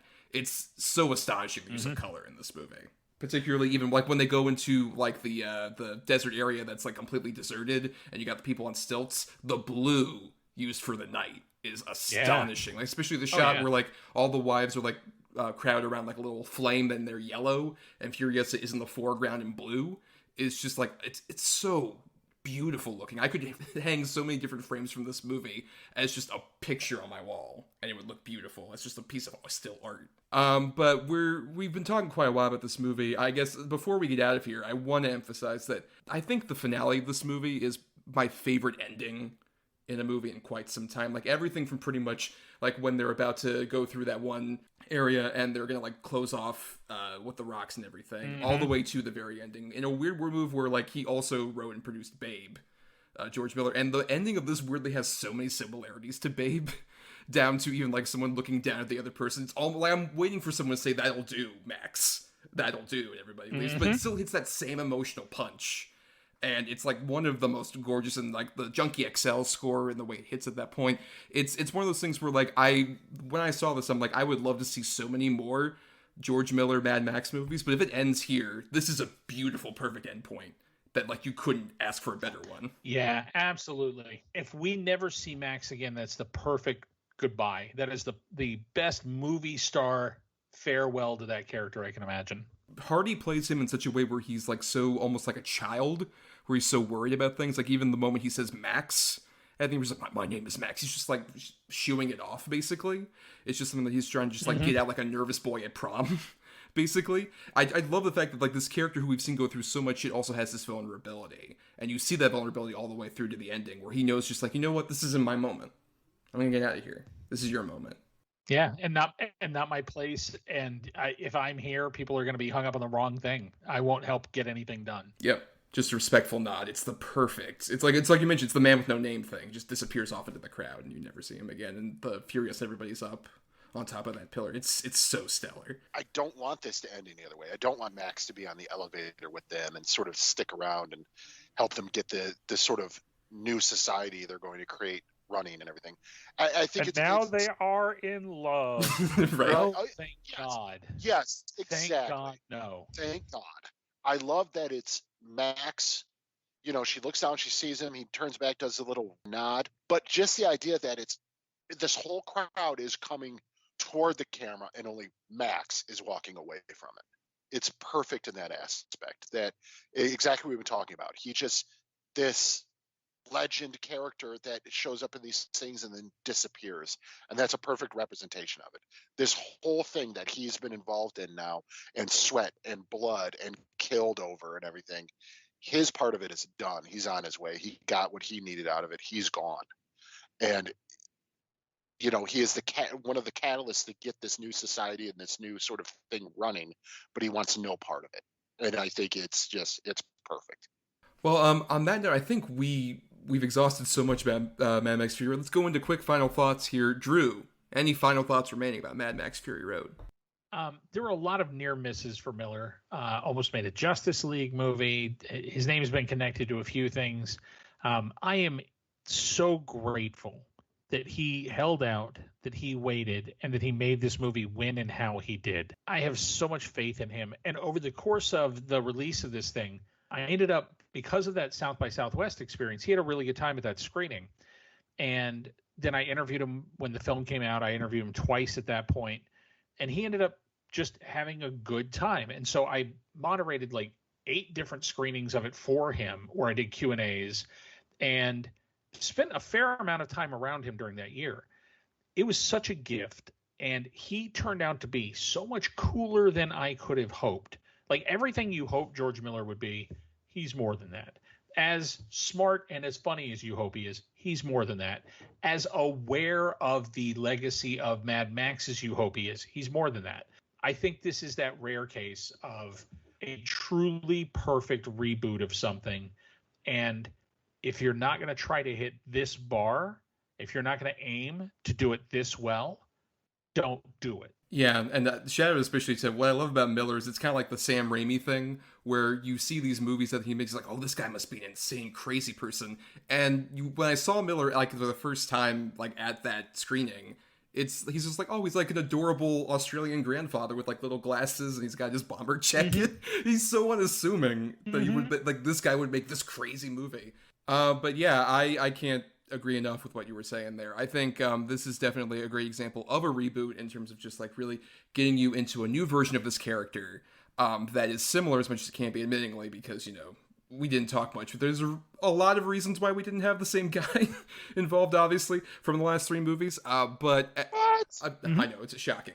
But at the same time, I'm astonished with, like we mentioned, with all the production delays and so much of like that doubt we have and the cynicism about franchise reboots. It's like, oh, is he going to ruin Mad Max? It'll be a bummer. And no, he, if anything, even managed to improve it on what was already pretty goddamn great previously. It's an astonishing achievement, especially for like a big studio movie, to have like such a clear vision and have so many great distinctive things. Like we didn't even talk about like the mothers of the earth that come along with them, who are like these badass, awesome old ladies. Oh my god, the best. Oh, so good. So great. Or just like the small details, once again, that expand this world in such a great way, but also really invest you in this own individual story to where, like I said, you may know vague things, but like, oh, I know what Mad Max is in general. But then the moment like this movie starts to where it ends, you just sort of experience a whole new corner of the universe that you're so happy you saw, for sure. Definitely. And Adam, your final thoughts. Yeah, I mean, I think this is just it's a perfect movie. It's in any way you want to look at it. If you want to look like an action film, you want to look like a continuation of a franchise, you want to look at it like a reboot of a franchise. I think down to every single frame, it's expertly done. It's there for a purpose. None of it feels bloated. None of it feels like a wasted film. There's no part of this movie that doesn't feel like it was meticulously planned and expertly crafted. To sort of paraphrase a quote of the movie, it's the 4th movie and it's perfect in every way. It really is. There's nothing about this movie that I would change. This is one of those, like we said earlier, I feel lucky that I got to see it in the theater, and I think we're all lucky that it's still in the hands of George Miller. I can't wait to see where we go next. Yes. And speaking of next, we have a whole another segment that we're going to do here, which is what we do every week, the Double Redo, where to continue on with talking about the particular topic we're doing, in this case reboots, Adam, myself, and Drew are each going to recommend 2 good and 2 bad movies related to whatever topic in this case reboots that we're doing. So Adam has 2 good reboots and 2 bad ones, and I have the same. Drew has the same. So Adam, you're going first. What are your recommendations for The Devil Rid You? Okay, so we'll start off with the good ones. I have the 2018 Halloween. Now, this is before I saw Halloween Kills and things like that, but I really, really enjoy that movie. I rewatched it right after Halloween Kills came out, and I think it's a damn near perfect reboot. There's only like 1 or 2 things I would change, namely the Dr. Sartain character. I think is completely ridiculous and unnecessary. I think it's a really solid, fun horror movie. Like it reminds me of, the slasher movies of old, where I could, I was in the theater and I was like excited and laughing, and then oh shit, jump scares and everything. It's just a really solid read. And then the other one I have was the 3rd attempt at bringing the Punisher to the theater. It's the Ray Stevenson starring Lexi Alexander directed Punisher Warzone. Now, it is a crazy movie. It is fucking nuts, some of the decisions that are made in this movie as far as casting, accents, colors, everything. It's fucking wild. But if you want to watch a brutal Punisher movie, you don't get much more crazy violent than this. It's insanity on screen, and I love every second of it. Now, for my bad, I have the incredibly big budgeted Bore Fest that was Men in Black International. Thomas and I have talked about the first Men in Black. I think it's a perfect blockbuster film. I love everything about it, especially Vincent D'Onofrio as Edgar. I think it's just a super, super solid, fun film. Second one's terrible. Third one's got some points in it that I like. And then this one, it felt like sort of beating a dead horse. It's unnecessary. You get a hot young cast. Hey, Thor Ragnarok was successful. Let's get the stars from that to be in this. Oh, and the guys who won World of Dance, let's put them in this movie too. It's lousy. It's boring. It is so boring. And the effects work, it reminds me of almost like we talked about with Transformers, where it's so overly polished, it looks super phony. Whereas in the first one, you had a mix of practical and CG. This one is all CG, and you could tell it just looks dull. And then I have Transporter Refueled, starring Ed Skrein or Skrine. I'm not sure how to pronounce his last name. Who is a walking piece of drywall. I like that he's fine. He's so boring. And in this movie, also starring Ray Stevenson as his father, they try to redo the Jason Statham one, which, those are problematic movies. I think the first one's pretty great, but there's a couple scenes in it. But this one is just so bland and by the numbers, and it's clear that the lead of your action martial arts movie is not in any way a martial artist. Like, the choreography is so bad, and it's shot in a way to just really disguise that Ed Skrein does not know how to fight, and he probably learned it for this movie. And it just takes you out of it 100% because it's 100% unbelievable. And like I said, it's boring as well, and nobody gives a shit about being in this movie. Nobody knows what the fuck they're doing here. It looks bad. It sounds bad. The acting's bad. It's just, if you haven't seen it, really avoid it. There's no need. Yeah, I mean, I've avoided your 2 bad ones. Men in Black, just because I've been burned too many times. I love that first one so much, and those 2 sequels, to varying degrees, really disappointed me. So I'm just like, nah, I'm not bothering with International, despite a pretty solid cast there. And Transporter Refueled, I've only seen the first 2 Transformers fairly recently, and I dig those movies, but I also don't get the point of why bother if it's not Statham? The whole appeal is it's Jason Statham being like a weird, fun driver character. That's what the whole point. Yeah, it's not a character. Right. it's Jason Statham's star persona. And your 2 good ones I have seen, I agree with. I like Halloween 2018. I liked it a bit more rewatching it recently before Halloween Kills. I think it's as good I think you possibly can get with a Halloween reboot, which is to say, it's been done so terribly so many times that whatever problems are here, it's just like, well, it's not as bad, I can definitely say. And I've recommended Warzone previously as a redo. I completely agree with that movie. Is insane. I think, quite frankly, the only way you can really do a Punisher reboot at this point is just to do a weird, silly movie. Because if you try and take it too seriously, I think there's too much danger at this point with doing the Punisher in a more serious context. I really like Punisher Warzone. I think it is absolutely unrelentingly violent. And if you're going to do Punisher as the comic book Punisher, to me that feels like leaning into the Verhoeven side of it, and that feels appropriate to me. I don't think the Punisher is redeemable. I don't think the Punisher is a character who I need him to be PG-13 and warm and cuddly. I think that's actually a weird mistake, and it makes it more morally ambiguous and more uncomfortable for me. I would rather see him be extreme and over the top and crazy so that it's very clear the filmmakers understand what they're making. I think that one's terrific. I am not as much a fan of the Halloween 2018, but I think in general, I may be one of those people who I like Halloween, the first movie, and that's pretty much it. I don't really think that there was enough meat on that bone for the franchise. And so I just don't really get it anymore. I've had that experience and I'm not getting anything new. But I agree, as if you're going to do it, I think that was probably as strong a shot as anybody's going to take.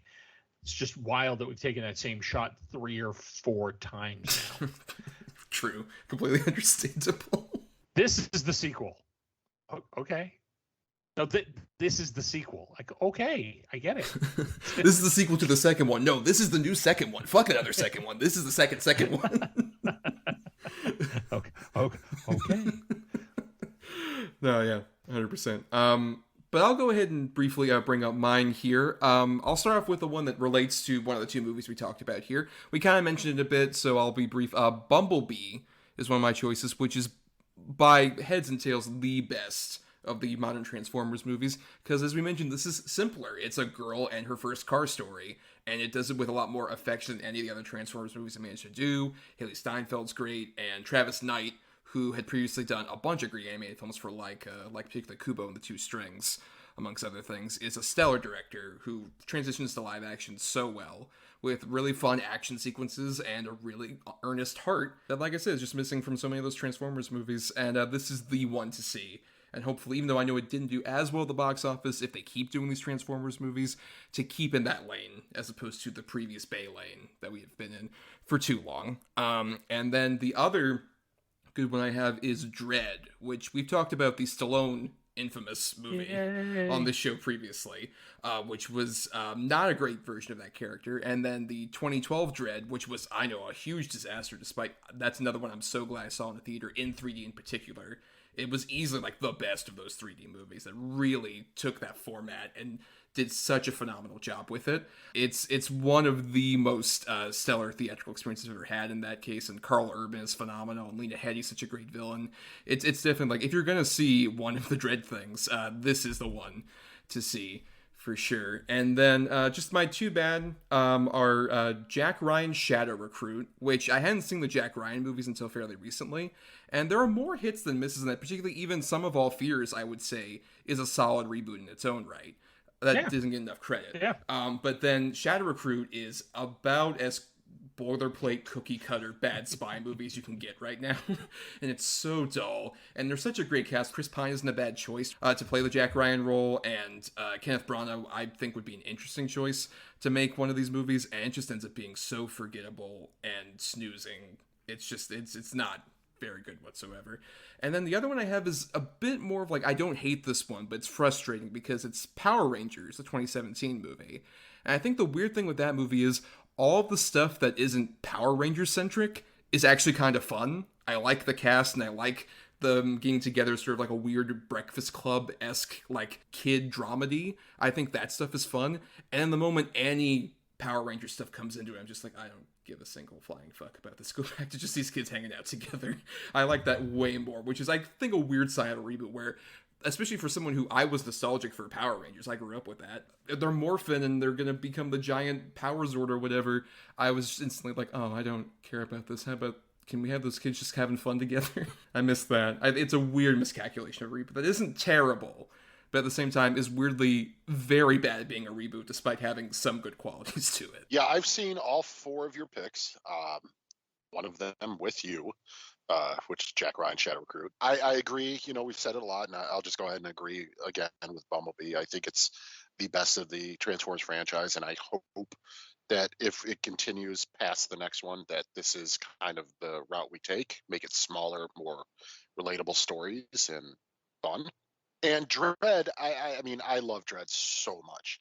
And I know it sounds silly, but my favorite thing about Dread, well, maybe not my favorite thing, but one of my favorite things is he never takes off the fucking helmet. It might be the only superhero movie ever to where the superhero wears a mask or a helmet that they don't take it off so you can see the actor's face. Yep. He is in character the entire time, and he's awesome. To the point to where when they are announcing a new Batman, I was like, oh, please be Karl Urban. Like, I was totally on board for it. I think that's a great, great movie. And Lena Headey is fantastic as the villain. Jack Ryan Shadow Recruit, I don't even remember what happens in that movie other than that Keira Knightley's in it. Like I don't remember much. I think if I remember right, Kenneth Branagh has a really bad dye job. I really don't remember. I think he's basically the same character from Tenet where he's dying or something. I don't know. Like, honestly, with that one, who gives a shit? It's so bad and forgettable and bland. And the Power Rangers, I agree. I don't think it's terrible. I think there's a lot of fun to be had, especially with the cast. I think it's probably, I don't know how to delicately put this, but it's probably one of the best examples I've seen on screen, representation of an autistic character, to where it's not poking fun of him for it or making it overboard. He's just a functioning autistic person. I thought it was really well done. Not the best, not the worst, but I agree. The stuff with the teenagers is the most fun. Once they actually learn to morph or whatever the fuck, okay, whatever, great. Oh, there's Elizabeth Banks and a giant gold creature. Cool. Krispy Kreme. Oh, Krispy Kreme, yes. Krispy Kreme, baby. Ad placement. No affection for Shadow Recruit. I think the Jack Ryan character is one of those characters. Again, if you're going to do it, if you really insist on you're going to reboot the thing, you could just adapt the books. It's not like they really did that the first time around. Kind of like the Bond books, they started with something that was sort of close to the text and pretty quickly just started throwing them out using the titles and just the bare bones of an idea. You could just always go back and tell the stories, man. You've got a spine already for the arc of Jack Ryan's life. It was a weird choice to bring Chris Pine in at that point and try and reboot it the way they did. And yeah, again, sociopolitically, who is Jack Ryan right now? Why are you even telling a Jack Ryan story if it's not the Cold War era? And what do you gain from it? What is the audience's way into that?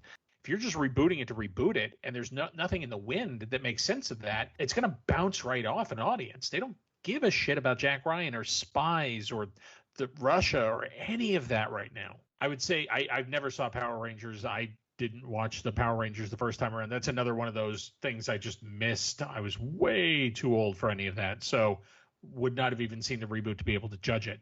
Dread, which I adore. Karl Urban is awesome. I think that guy can do no wrong. He shows up. He knows exactly what he's there for, and he murders. I think in the Star Trek movies, man, whatever else they got wrong, they cast him right. Man, is he good in those films. He's perfectly cranky. I love him. And as Dread, it's like you said, the fact that he never takes the mask off, of course Stallone was going to take it off. He's Stallone. There was no way his ego was not going to have him take the mask off. I think what makes Urban wonderful is the fact that he understands that Dread is the star of that film. I love the world, too. I think Alex Garland, its producer and ghost director of that movie, really crushed it. Like, it is a great comic adaptation. And Bumblebee is, yeah, like we said earlier, Bumblebee rules, man. Haley Steinfeld is not problematic a la Shia LaBeouf. She's delightful and makes that movie really, really sing because she is so charismatic and charming and sells the idea that she has a relationship with a car. And man, that is one of the tricks of these movies is somebody has to make you believe that that thing is a thing.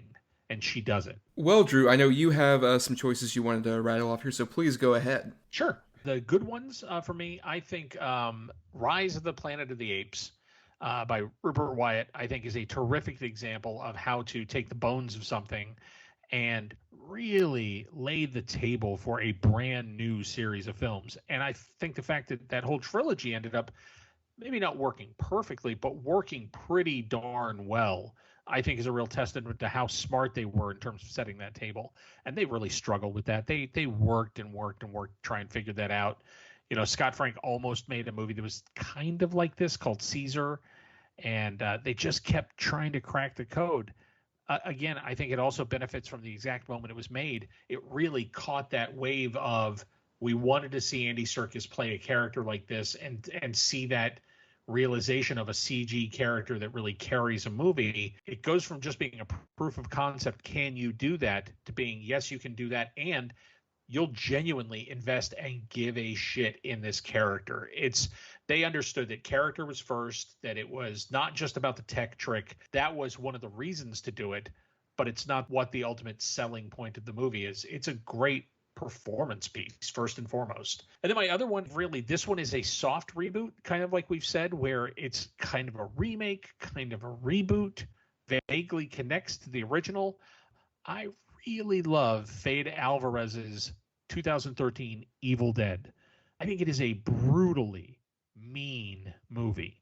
And as an Evil Dead fan who watched Evil Dead in the order in which they were released, I've always been amazed by the fact that Evil Dead, the original, is like a wound that gets inflicted on you. It is this intense, horrifying experience. Then Evil Dead 2 comes out, and Evil Dead 2 is the comedy plus the horror, and it walks this line, and it's much more approachable. And Evil Dead 2 is the one that most people is their way in. Then Army of Darkness is a cartoon and fun, and I think set the tone for, again, another entire audience as to what Evil Dead is. What I love about the 2013 film is he went back to mean, terrifying Evil Dead. Saw this one at South by Southwest as well, and you want to talk about a movie that had its way with an audience that was not prepared for it. I think everybody went in expecting groovy and chainsaws flying through the air and lots of whip pans, and that we're going to have a good time. And instead they get Zoe's extraordinary horror film. And it was just a nightmare. I love it. I love the fact that it goes as hard as it does, and that it does not apologize for making Evil Dead terrifying again. It's all about wanting to reclaim something or reclaim your relationship with something, which is why the two bad examples here are frustrating to me. I love Guillermo del Toro's Hellboy movies. Love them. Love, love, love. Love what he was setting up for a third film in that trilogy, really more in the fact that we're never going to see it. And it doubly bugs me that the reason we're not going to see it is because Mike Mignola decided he knew better. Again, his creation. But he decided he knew better how to bring Hellboy to life on film, and took the power back, took the project away, and then went with completely different people. And I think you greatly miss Ron Perlman immediately. I think more than that, Neil Marshall, who I like Neil Marshall. I don't think he's a bad writer-director, but Neil Marshall is dead wrong for the tone of Hellboy. And unfortunately, Guillermo has set a tone for Hellboy on film that now Mignola is competing with, even though it's his creation. Those first two movies have so much personality and so much style and so much sense of a real world that has been created that this film, I think, never stood a chance, and just has a pathetic screenplay, frankly, a bad screenplay that feels like this mishmash of elements from the comics without any real clear single story it wanted to tell. Truly a disaster to me and very upsetting. And I felt much the same way in 2011 when they released The Thing, the prequel / reboot that they did for Universal. John Carpenter's film is a masterwork. And while I understand wanting to do something with it, and believe me, the idea itself is so irresistible. The monster is so irresistible, such a powerful, potent nightmare that it is kind of amazing we don't have more of them. But I think the imagination required is you have to really be bold. It is not bold to simply go back and show what happened at the Norwegian camp.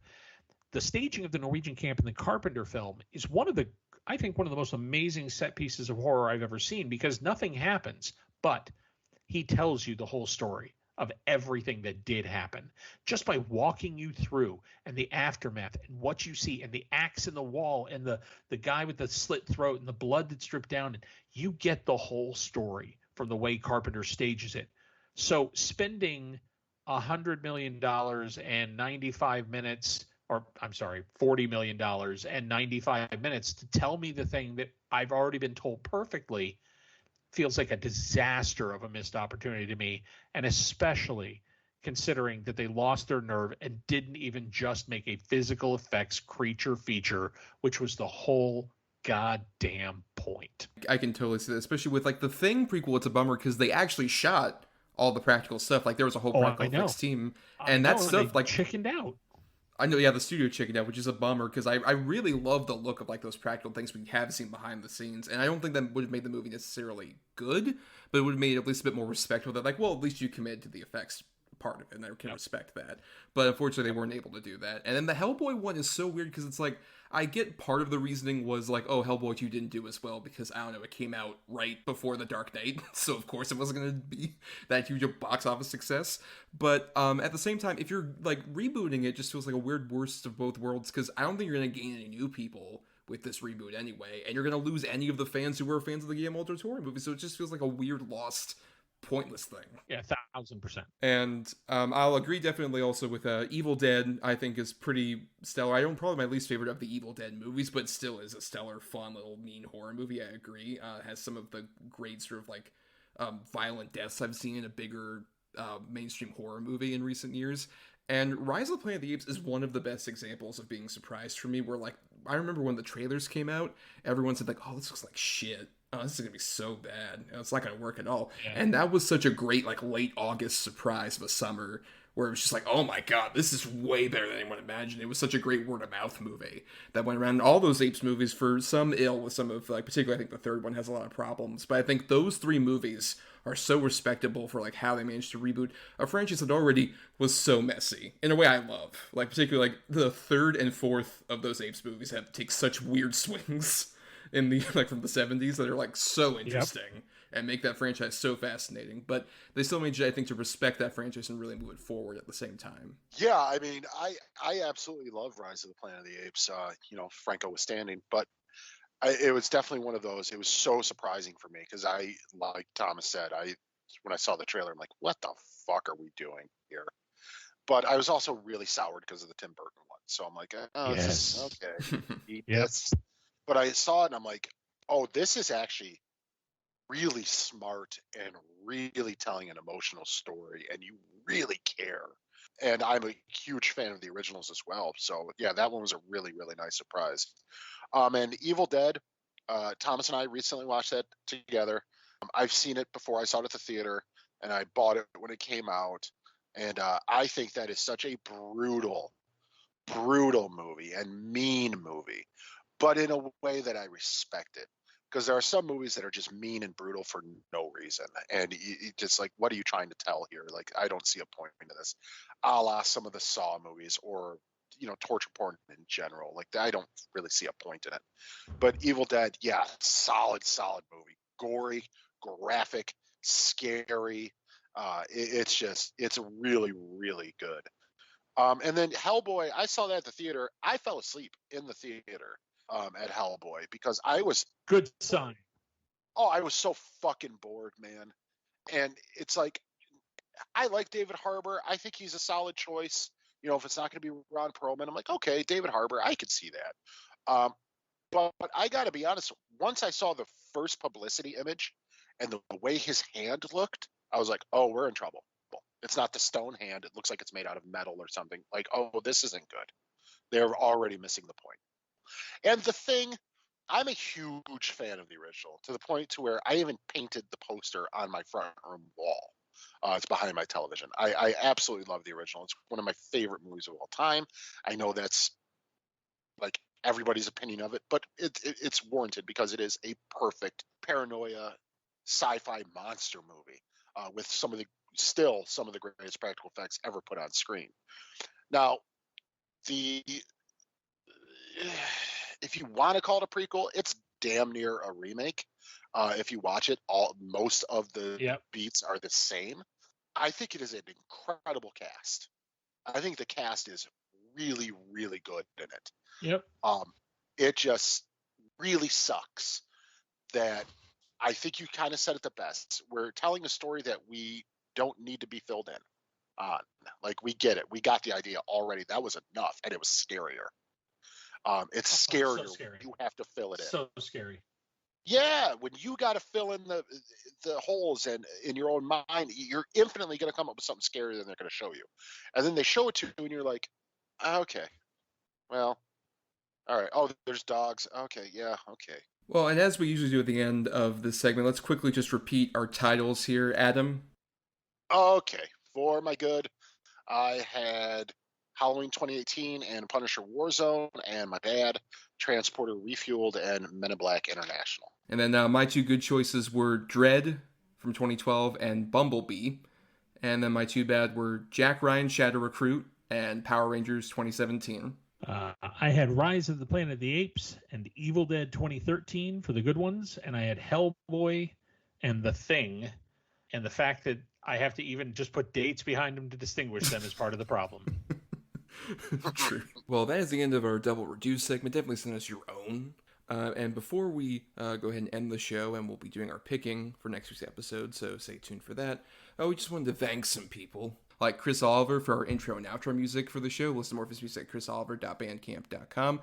Thanks to Christian Thorlally for our artwork. Follow him at Night of Water. That's night with a K _of_water on Twitter for his great artwork, and a link tree where you can find all the places where you can support him. And speaking of support, thanks to our patrons, our edgelord, as we call them, patrons, on patreon.com/DEDBpod, where for just $1, you get all sorts of bonus content, like you get to listen to bonus reviews we do of modern movies in theaters, like there should be for On the Edge of Relevance is our show, where we talk about modern movies. There's one for Last Night in Soho that's out right now, and there should be one soon for Eternals, the new Marvel film, that we'll put out there. And then we also do polls where you all get to pick certain things like movies we cover for the show. And at the end of the year, we're going to be doing one about 2021 movies. And Adam has a couple choices for good ones you all get to vote between. Adam, which two do they get to vote on? I have what I think is the greatest video game adaptation ever made, Werewolves Within. Super fun movie, great movie, a lot of laughs. And then I also have probably it might be my favorite post-Snatch Guy Ritchie movie, Wrath of Man with Jason Statham. Okay, I've seen both of those. Both are interesting choices, I would say, for sure. Drew, have you seen either of those by chance? I liked both of them. Was surprised by both of them. I thought Wrath of Man was a really groovy little heist film, well built, and I thought Werewolves Within was a lot of fun. I love both of the lead performers in that. I think she should be in everything. I think she's delightful, and I think Sam Richardson is brutally funny and sneaky funny.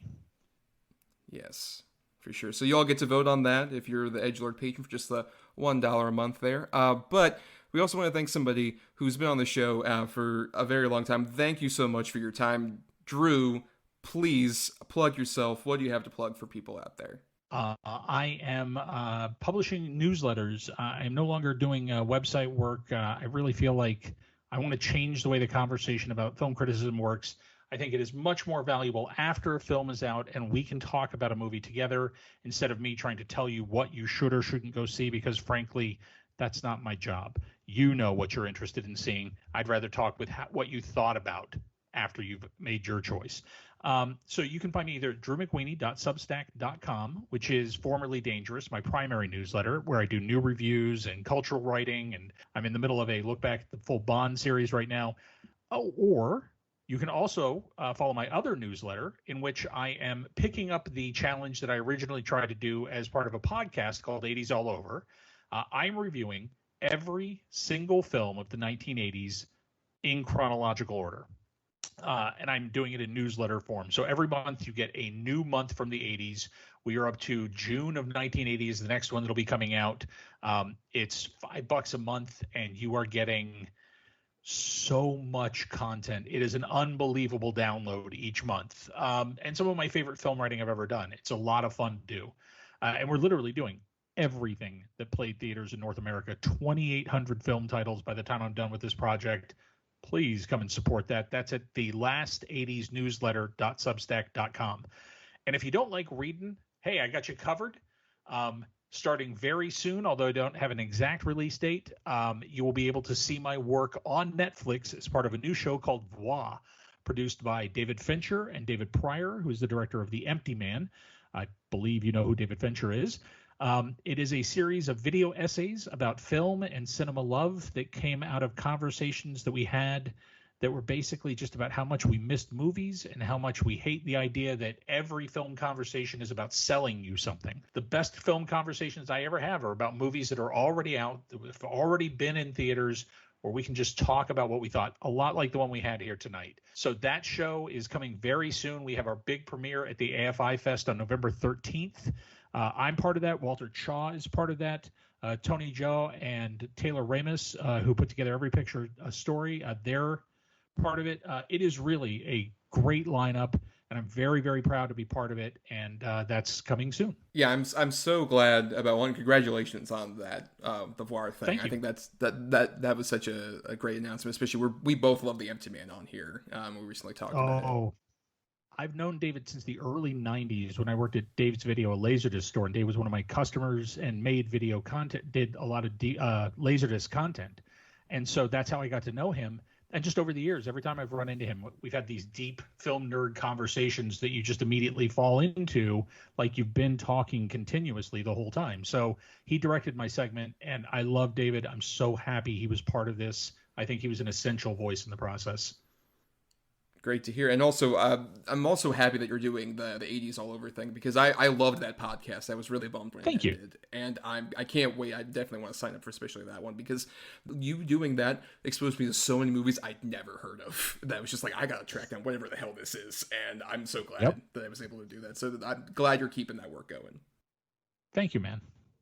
Absolutely. It sounds fantastic. And yeah, again, congratulations for the Netflix thing. That's amazing. And for more of our rinky-dink operation, we're not funded by Netflix over there. Like, we got them dollars. For more of our stuff, you can find us on Twitter and Facebook at DEDBpod. And you can submit feedback to us there or at doubleedgeddoublebill@gmail.com, all spelled out. And if you can't support us on the Patreon, that's fine. We would just recommend that you could maybe help us out by buying some merchandise on the ESO TeePublic store. There'll be a link in the description for that below, where you can buy a t-shirt or a mug or all sorts of other great stuff with our logo on it that really helps out, gets us a bit of a kickback. So we'd encourage them to do what, Adam? Don't walk away. Just buy our merch. You can leave here. Just buy our merch. Yes, Lord Humongous recommends. He looks so great in the t-shirt. But for individual stuff, you can find me on Twitter, Instagram, and Letterboxd is at NotTheWho'sTommy. And I also do some writing at my personal blog, marianithomas.wordpress.com, and over at film-cred.com. And you can find me on Twitter and Instagram at Atom or Adam. That's ATOM_ADAM. You can also find me on Letterboxd at Schwanson. That's SCHWANDTSON. But for more of us, you can subscribe to us on Apple Podcasts, Spotify, Stitcher, and other podcasting platforms. If you're listening on ESO, why not listen to all the other great shows on there? And you can also dig into our archives on our Podbean main feed for several episodes we did even before we joined ESO. And nothing else if you can't buy our merch, you can't support us on the Patreon. The completely free way to help us out is to rate, review, or simply share the show around, because that gets us more visibility out there in the algorithms. I saw what you did, Christian. I saw it. Shout, yes. Christian, our listener, yes. Shared us. Great job there. But now, it's time to end this episode. And the way we end every episode is we do our picking for the next week, where Adam and I each have either 2 good picks or 2 bad picks. We switch up on the quality for that. And we assign numbers between 1 and 10 for them. And with a guest like Drew here, they get to pick a number between 1 and 10 for our choices. And that gets us, our good and our bad pick, ultimately. Though, keep in mind, we do have something called the Godfather rule, where Adam and I each have a single veto in our back pocket to use for if we hear a good or a bad choice and we don't want to cover it, we can say, actually, I'll take the cannoli. We can only do that once from now until May for our anniversary show, and they'll expire at that point. So we have those vetoes in our back pocket that we can potentially use for our next topic, which we're doing because King Richard's coming out. We figured it would be a bad time to go back to sports movies, which we haven't done for quite a while on the show, and it's a fun topic to revisit. So I'm very curious. For Adam has the 2 good choices. I've got the 2 bad ones. So please, for Adam's 2 good choices, Drew, pick a number between 1 and 10. 1 and 10. Let's pick 6. Alrighty. At number 7, which I'm so glad because I've been wanting to talk about this fucking guy. I have the Al Pacino starring, Oliver Stone directed, Any Given Sunday. Oh, ooh. Okay. I have not seen this one, so I'm very curious. So theatrically. Oh, wow. But I'm definitely not taking the cannoli on that. I'm very curious. I have been curious for a while to see this one, so I'm definitely on board. But what was your other choice at what number? At number 1, I had Field of Dreams. Oh, another one I actually have not seen. Another solid movie. Wow. That's a good one. Wow. Yes. Wow. But now, for my 2 bad choices, Drew, please, a number between 1 and 10. 4. Okay. And number 3, I have one that might kind of break the rules because I don't know if it's technically a sports movie, but it stars a sports figure doing some sports things. I have the masterpiece from 1985, Jim Cotta. Wow. Oh, that's an awesome one. Yeah, nah, man, I ain't taking the cannoli on that. That's fucking gold. So excited, so pumped for that. But then on the other side, over at number 10, I had Ed, the Matt LeBlanc ape baseball movie. Oh God! Is that the one with the monkey? Yes, yeah. It's an ape that plays baseball. Oh, yeah. It's what cinema was made for. Wow. Well, that'll be a very interesting discussion next time. And on that note, thank you all for listening and witnessing us. Sorry that we're mediocre.